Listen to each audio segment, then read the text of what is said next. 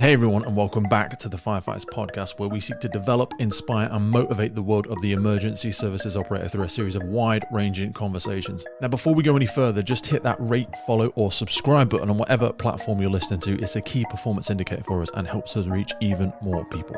Now, here's what we've got for you today.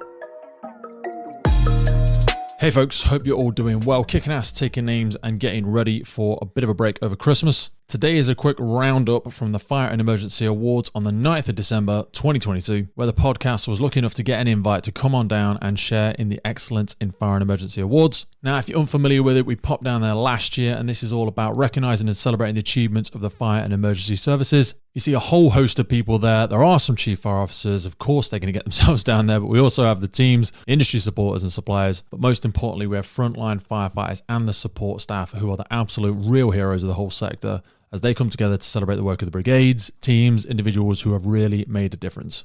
There was a colossal amount of people to celebrate. A couple of my personal favourites were in there as well. So today we're just touching base with one or two of the award winners, just to give you a little insight. It's important to give a big thanks to some of the partners, Gore-Tex and MSA, for bringing these type of events in. I know people can feel a little bit funny about stuff like this. Is it all about hobnobbing and tipping our hats to the people that just sit in the big white ivory towers? But actually, if you ever get a chance to go down, or if you ever get a chance to go over to the website and look at some of these nominations, there are some really incredible people that have done some amazing work. As I've spoken about before on the podcast, some fire and rescue services, in fact, most of us, to be honest with you, are a little bit guilty of operating in silos at times. So this is a great opportunity to kind of see what's been going on out there. Let the people from within those services to be recognized nationally for, honestly, some of the most incredible, innovative work that's been going on. As well as things like the Unsung Hero Awards, International Best Practice, Most Influential Women in Fire, and always as well, like that outstanding contribution to fire and rescue service. That's always one of my favourites. The guy that won the award for that this year, I think he'd done like 40 years on call in his community. So again, that's another great example of someone that has been supporting their community for longer than I've been on this earth. So anyway, it's just a short one today, just to give you a little insight. Thanks again to everyone that went down. Hope you had an amazing time. Hope everyone's getting ready for Christmas. Hope you enjoy hearing from some of them, and I will see you all on the next episode. My name is Assistant Chief Fire Officer Dan Quinn, and we've won Emergency Service of the Year at the Excellence in Fire Emergency Awards 2022. Massive congratulations, brother. It's a snapshot in time, but we're over the moon, absolutely chuffed, and I think it's just a reflection on what a cracking little service Shropshire is. What sort of stuff have you been doing? What's been the sort of secret of it? So I think the focus for us is really focusing on our people. We have some fantastic people, and you're right, we have to do the same as everyone else does in the fire sector, exactly, with people doing maybe 1 or 2, 3 jobs. So we have some fantastic people, mainly an on-call fire and rescue service, but we have some excellent whole-time staff, excellent support staff, and it's just a really good vibe and a great place to work. There's some colossal challenges with the on-call and retain sector. We're speaking to some of the Irish fire services where they pay their services a lot more. People are moving around, there's cost of living's going up. On-call is like the big question mark for so many services. I know you've got a really engaged on-call staff. Is there any tips or tricks you can give around that? What have you done about it? So we're doing a really fascinating piece of work at the moment that I know you're tapped into around the sustaining success piece, which Steve Sadler, who's a postdoctorate research fellow from Keele University and a on-call firefighter at Hodner, he reached out to me and said, let's do something. Let's understand what's so special about Shropshire. What are we doing? And I couldn't really answer the question. So 500 pages later, we figured out what we think we're doing right. And now for us is about sharing it with the sector, And that's not to say we're doing it right, you should do this. It's more about, actually, this is working for us. Can anyone else pick and choose? I think working off the data is a big factor as well, isn't it? Not just when people say, I think it's a bit of this, I think it's a bit of that. Another work you've been doing with Steve is very much getting a holistic understanding from his background as someone, as a researcher, rather than just, with the greatest respect, I always talk about myself as a knuckle dragon firefighter. I say that with the greatest respect, but I haven't had the training that really understands some of these problems, and without that real data look at it, I suppose it's hard to say, no, this is definitely an indicator of what's been working well. Yeah, and often people will hear me saying that I'm drawing on the walls while they're doing all the intelligence stuff, and that's why I surround myself with really, really bright and fantastic people. And how do you discipline stuff to get out of their way, though, at times? Because some people feel that some leaders feel like they need to be the answer, they need to be the one that's got the idea. You've seems to have sidestepped that landmine. How have you done it? I think it's because I'm absolutely fascinated by their passion, enthusiasm and their intelligence. Why get in the way? You know, have the confidence as a leader to go, do your thing, and I'll be here clapping you on. And that's what I've done with Steve. He's given him the chance, and he's done some fantastic work. Some of this work around widest possible pool, and some of the work we've done on culture and micro cultures within the fire and service is absolutely fascinating. Yeah.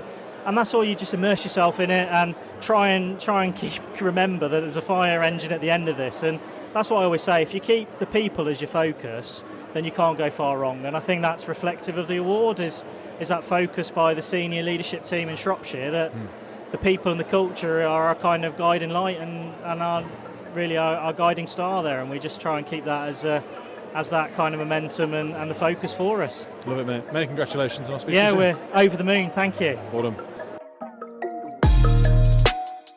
So my name's Andy Gray, I'm the station manager for Chester and Ellesmere Port at Cheshire Fire and Rescue Service, and we've just picked up the Project of the Year at the award ceremony. Give us a little background on the project, because I know we want to have a quick chat with Charlie and some of the work that he's done, but what was the project again? So in terms of the Chester Community Fire Station project, this was a brand new build fire station for us as part of the modernisation project, and it's the UK's first net zero fire station. Wow. It truly is a fire station of the future. That's an interesting thing for us to get into, because I know so many services, a lot of their resources, a lot of their stations and stuff being outdated. So hopefully people can go over and have a little bit of a look at the model that you guys have used, and they can learn a little bit more about it there. Because with so much investment going into new services, new stations, so many places that I go are just so outdated, there's probably a little bit they can learn there. Sustainability is key, and yes, we've got multiple services coming in. We've had 2 last week, 1 next week, and we're hoping to share best practice as we always would.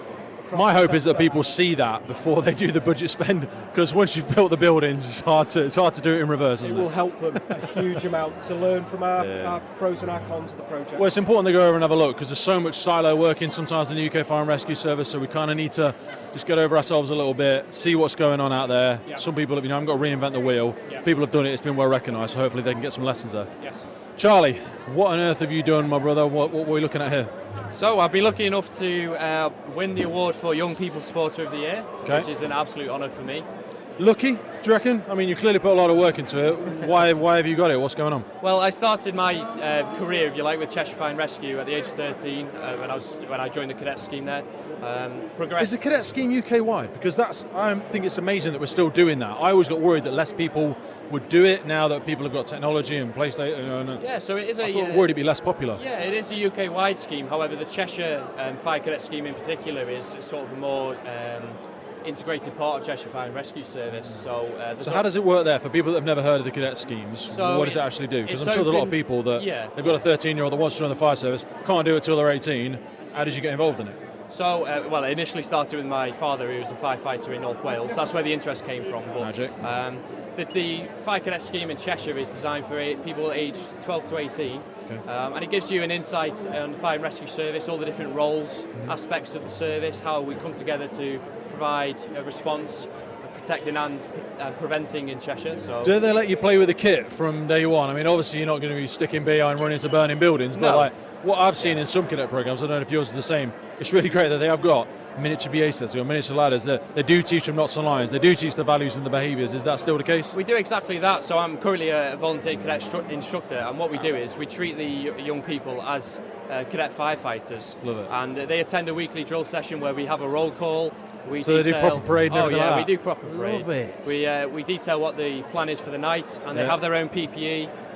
We use the appliances of the whole They've time got their own station. PPE? We have our own PPE. Who contributes that? Do we know? Is there someone we need to give thanks to for that? Because that's got to be a hell of an expense. Or did Cheshire just buy it? Service just pays for it. Service That's pays good. for it, yeah. Nice. But Sorry, we have go on. our own equipment. Some of it is obviously altered to suit children. So, for example, our fire hoses on shorter lengths to reduce the weight. But we treat everything the same. We follow the same procedures.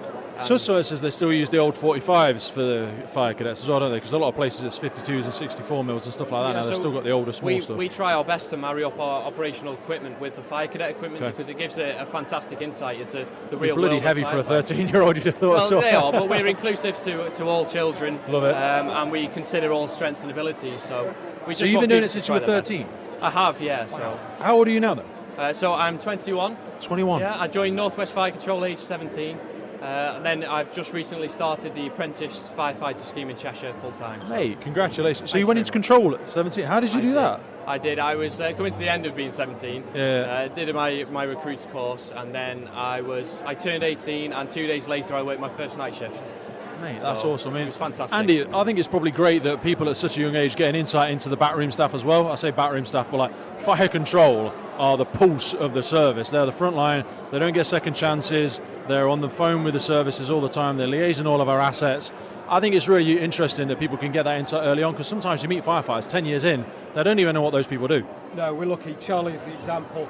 He's got a range of awareness across all the organisations. Like on a holistic view of the whole service. And our key partners, and it just all builds that knowledge. Yeah, it's like a well-rounded firefighter. Some people, they're petrified of doing a non-operational role, but they lose the insights of what everybody does, because the tip of the sword, the firefighter and the truck on the front line, is just one aspect to it. It's everything else that goes into that. Huge array of departments that we utilise: prevention, protection, service delivery, all key to that machine. If we've got them all right, then everything's really, really in a great positive place. So Charlie, you've started your apprenticeship. What's an apprenticeship looking like? Because loads of services are doing these apprenticeships now.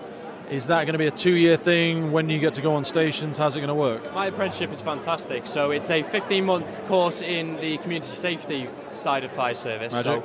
So prevention, protection, road safety departments, and exactly what you said before with Andy, it's to give us as apprentices a wider knowledge of how the fire service operates. Okay. So that when we complete the second part of our apprenticeship, which is operational, wow, we're more of a well-rounded firefighter and have the knowledge base to help us do our jobs effectively. So dude, that's it's absolutely awesome. fantastic. So, I'm not sure we have any 13-year-olds listening to it, but I know we do have a lot of 16 to 18-year-olds who are just thinking about getting into the service, and it says things on your applications about, like, go and do some volunteer work, go and get a better insight. What advice would you have to somebody about doing that? How did they go about getting in contact with the service? So the best advice that I would be able to give for anyone interested in a career in the fire service is obviously to check your local fire services website, because they'll have loads of advice on how to start your career. So how to maybe pop down to your local fire station or your local fire cadet unit if you're within that age range. But I think obviously the sponsor, Practice to Progress Fire, that sponsored the Young People Supporter of the Year award.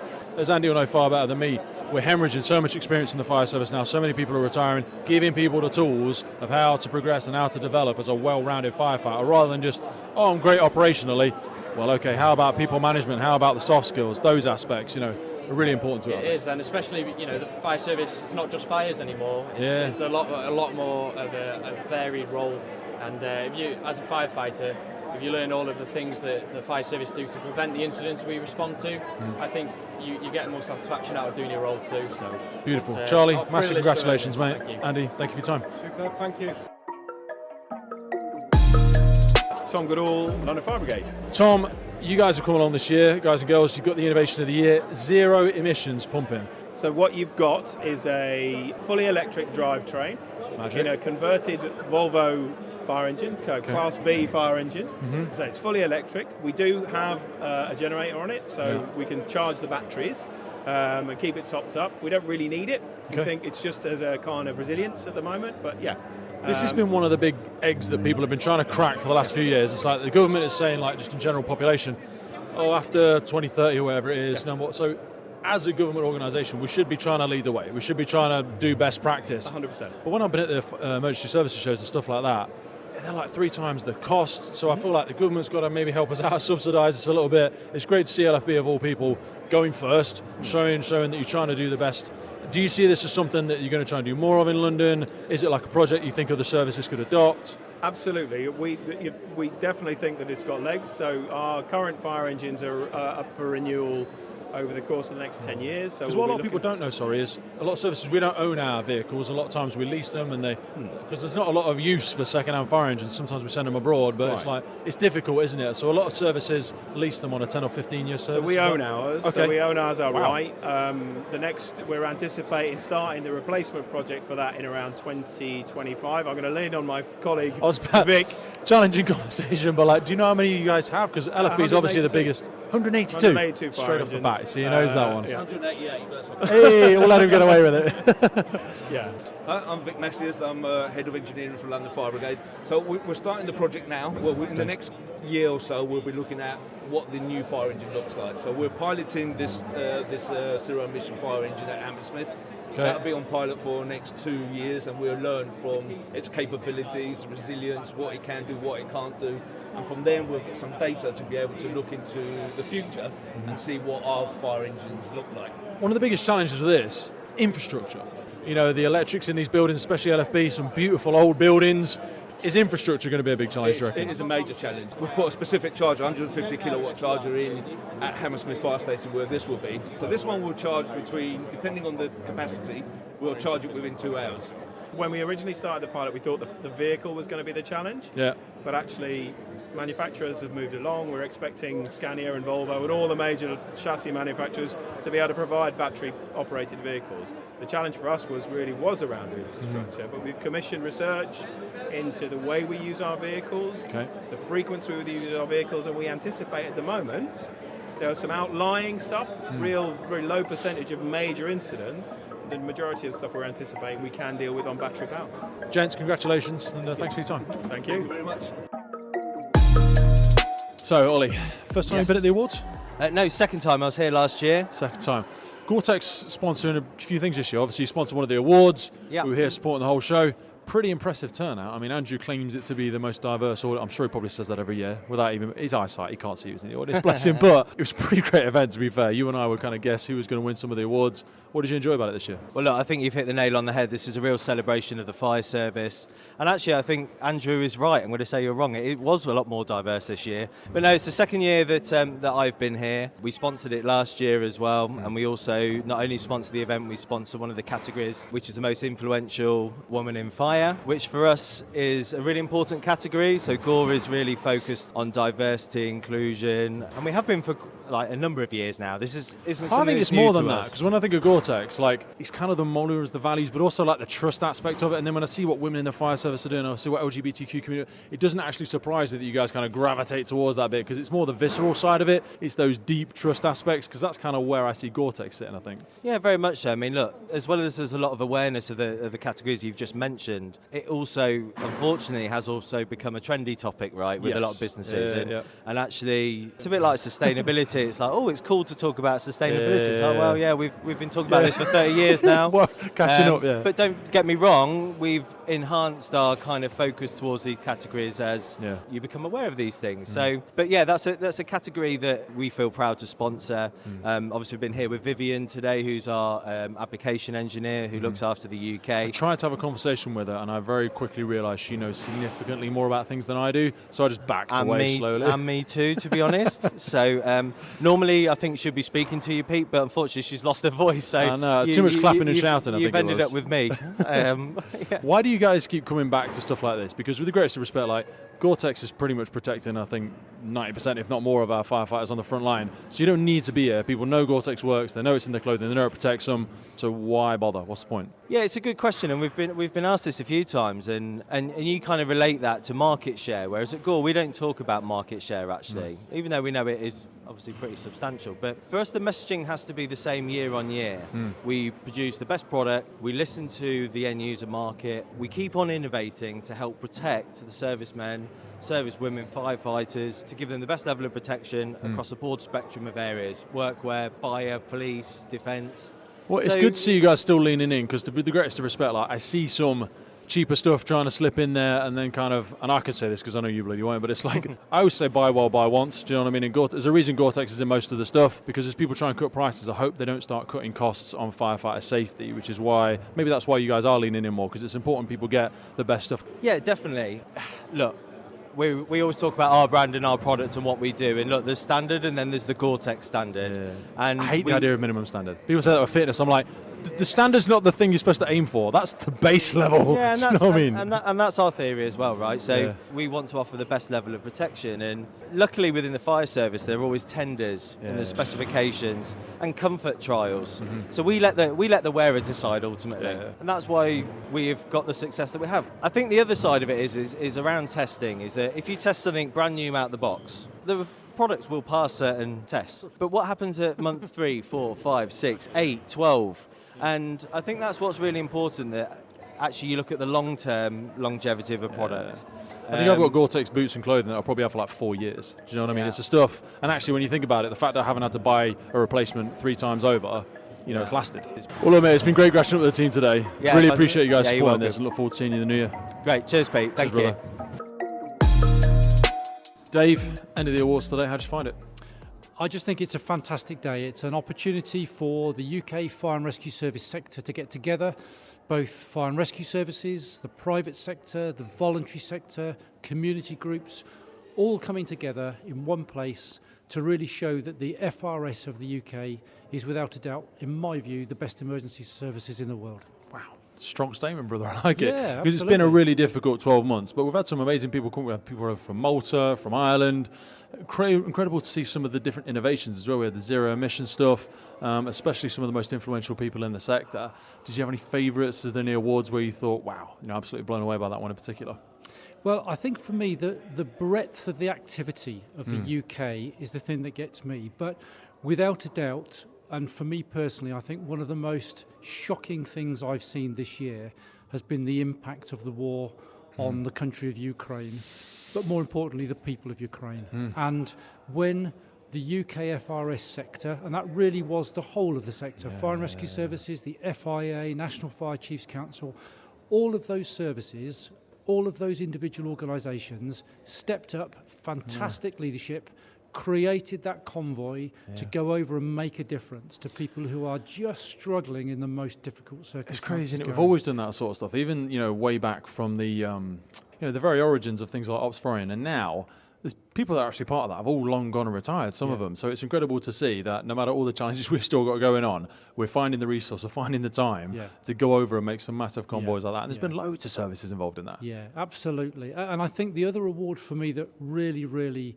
came home today was the Lifetime Achievement Award. Yeah, 40 years, wasn't it? Oh my God. That's done 40 years of service. I mean, it's just unheard of. It is, as the Chief of Oxfordshire, I always had a policy that I would always go to every single retirement do in my organisation of people that have achieved their 30 years. And I would always go to it. That became rarer and rarer within the retained. And that's no criticism of any individuals. It's just a reflection of society. People move away, short-term jobs, etc., etc. And in actual fact, if you look at the amount of time that people spend as a retained firefighter, it's far longer than the average time they spend within private sector. So we do pretty well to hold on to our people. We should be really proud of that. But then when you come across that 40 years, and of course it's not just 40 years of that individual being on call, it's the family being on call. It's 40 years of birthdays, Christmases, anniversaries, you name it. Massive commitment. And certainly, as a chief, I used to have a service that I looked after where we had retained units on every single fire station. Really? And 75% of my fire stations were purely retained. 85% of the geography of Oxfordshire was covered by retained firefighters. So for me, they are the absolute backbone of the UK FRS. It's one of the big hanging questions, isn't it, at the minute? Like trying to make sure that remains sustainable. I know, people like Steve Sadler, and there was an ACFO here today that won an award, had been doing some work with it. Ooh, his name's going to escape me now. I don't know if it's Shropshire or Staffordshire. Yeah, Dan Quinn. Dan Quinn, thank you, Andrew. Yeah, Dan Quinn. They've been doing some pretty innovative work for it. I'm just secretly optimistic that we can find a sustainable answer for the on-call, because like you say, they really are the backbone. Some services, it's well over 50, 75% of their service is on-call. It's becoming so difficult now, with the cost of living and all that sort of stuff. So fixing that is a big thing I'm passionate about. Yeah, and I think you're right. And I don't know what the answer is, because the solution is probably different in every single location. However, there are some very, very simple things that we can do, one of which is to say thank you and well done. And that was really reflected in the award today. And again, when I think about, when I was the Chief of Oxfordshire and I used to go to those retirement functions of those retained firefighters that have served that 30-year period, I used to make a point of going to thank their wives or thank their husbands or thank their families, because without them and without that support, they couldn't do it. And it's an absolute family commitment, and I don't underestimate that at all. I did it for 10 years, and it's just such a tremendous part of your life Feels really good though, I think people forget when we talk about reflective of our community, protecting our communities, when you're actually part of that community as well, something about on-call and retained firefighters that, I wouldn't say they're more passionate the whole time, but it's a different beast. It takes a lot of passion, it takes a lot of commitment from them. Yeah.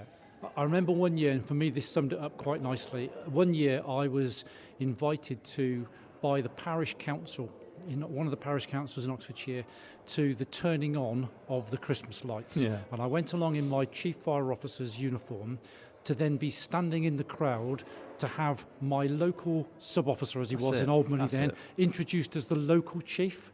Absolutely. And I sat there and I looked at this individual and I thought, yeah, he is the local chief. He was that really, really important position for that community. And again, that sense of community spirit isn't something that you necessarily get in the whole-time service, but you absolutely get it in the retained service. And again, that's something very, very precious. I'd love to still see more of that, do you know what I mean? Because the true leaders are the ones that are standing on the front line clapping, rather than I should be the one stood up there. Because like you say, you just stood up there and gone, who? Yeah. But they go, yeah, actually I know so-and-so, I know his kids, or I know his wife, or I know this or I know that about them. They're the people that are out there doing it. So fair play to you, and hopefully see more of it. And I think the other thing with the retained as well is that there is a big, big challenge about making sure that when our retained colleagues have finished with the service, that they still access the Firefighters charity. 100%. Because there's a big problem with that anyway. When people leave, they're not sure whether they should access it.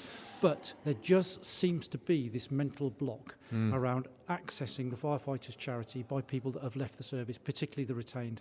And I just plead to anybody listening to this now, if you know an ex-retained or indeed ex-whole-time individual within your their community, partners, even if they've passed. Absolutely. Just make their a wives, point. their children. If you hear that they've got some difficulties, just flag up to give the Firefighters charity a ring. You never know, that might be the single call that makes a massive difference to their lives. Thank you for your time today, brother. Okay, Take care of thank you yourself. so much for coming.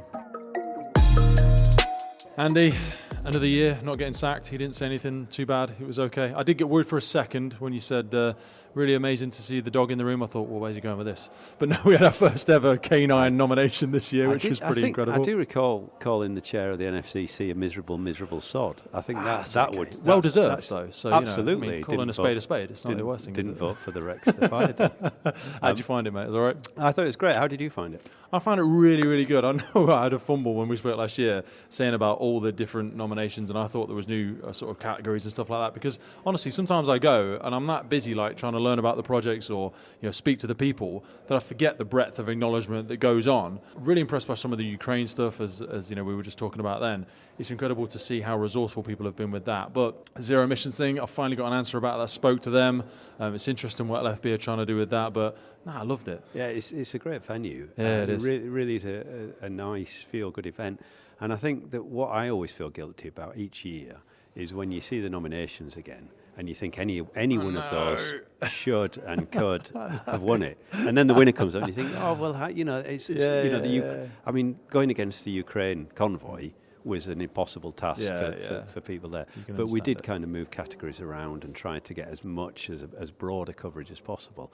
And I think that's reflected internationally. You got the likes of the Malta Fire Training Centre, Leitrim travel so far. Fire Service. It's and the sponsors. I mean, the sponsors are from all over the world. Mainly America, to be honest, but that is all over the world. And it's a universal event. The UK Fire Service has an enormous outreach, and the UK fire sector, as importantly, the industry, the support that we get, and at the start I managed to get the rallying sort of support for the sponsors, because it's very easy to go, but actually, let's cheer for each other, and all of the sponsors were cheering each other, competitors. Magazine competitors with us at the Emergency Services Times, but we all came together to celebrate the very best of the UK Fire and Rescue Service. It's kind of like getting over yourself and remembering who the people are that are out there doing it. And it's the people that are doing it. It's not the. It's not about us. It's not the glitterati. It's not the chief officers, although they come along and enjoy taking their people. But it's recognising the unsung heroes, and that's what it's about. There is an unsung hero category, as we know, but they're all largely unsung, and I think that's what we're about. And there's a niche within the sector that we're very happy to fill and continue to fill, because I think the feedback we get each time is this is necessary. Really, really great event. And it is, no matter what's happening in the world. In fact, because of what's happening in the world, it's more necessary. Don't forget to do that bit. Don't forget to say well done. Don't forget to acknowledge people, recognition. Otherwise, it won't get repeated, because it's like, what's the point? No one's saying thank you. You know, it's my job, so I'm supposed to do it. Well, actually, no. You know, it's still important to say well done. Absolutely, and we held a sponsors dinner last night for the main partner sponsors, and I bored everybody stupid talking about leveraging influence and why you leverage influence, especially as in positions of possible influence, is in order to empower. And if you're not empowering people, then you're not a leader. And empowerment of people who don't always get the opportunity to shine within your organisation, but also within industry. It's empowering people to say, look, we're standing shoulder to shoulder, we've all got a contribution to make, and we do it in different ways. You do it through you going out and fighting fires. I do it through encouraging you to go out and do that. So thanks when you do. Thanks very much, you're very brave. Look, some massive challenges being faced at the minute, but we're going to go for it again next year? Absolutely. There'll be some serious competition next year. There's some serious challenges faced across all of our cultural stuff, all of our economical stuff, you know, cost of living. People are going to be really pulling it out of the darkness to do some great stuff this year. Absolutely, and I think what I'd like to see is we get a lot of services that understand this and really support their people, and it's maybe the services that haven't entered this year is please do have a look at it, because it's about recognising your people nationally and internationally, and it's really broadcasting the fantastic work that they do individually, the likes of individual Woman of the Year such as Sam Burt, and the work that back to West Midlands with the Commonwealth Games. It's a real international aspect to it, but there's also that very supportive internal, the young person's people award winner, and the incredible work that goes on in the micro and the macro scale, and that's what it's all about. So please, if you haven't turned up this year and you are from Scotland, or we've got a couple of Scottish entries, but I'd like to see more. I'd like to see more from 100%. Northern Ireland, the north of England and eastern region, and let's get everybody in there, get celebrated, and we can create longer lists. You know, we want to recognise people, and it's part of that Fire family. And we create, I think, a really compelling event at the end of the year that says it's Christmas time. Let's celebrate. Let's really recognise people, and let's elevate them. Let's empower them, because that's what we're all about. And that's why we do LGBTQ+. That's why we do BAME individual, woman individual. But we also do industry and team and project and all those categories. And it's seamless. It would seem like a mishmash as I describe it, but I think you'll recognise when you sat there, everybody's going, yeah, this makes perfect sense. Flows well. Absolutely perfect sense. It's all of us coming together, and it's not just about the UK Fire and Rescue Service. It's about collaborating broader with other emergency services, with industry, how that interconnects, and recognising that it's not in silo, it's a connection.